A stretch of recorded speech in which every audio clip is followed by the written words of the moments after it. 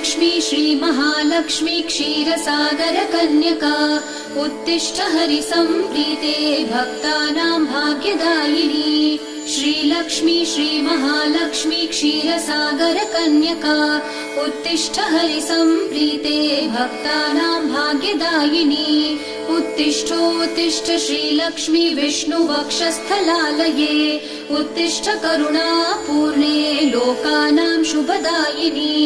उत्तिष्ठोत्तिष्ठ श्रीलक्ष्मी विष्णुवक्षस्थलालये उत्तिष्ठ करुणापूर्णे लोकानां शुभदायिनी।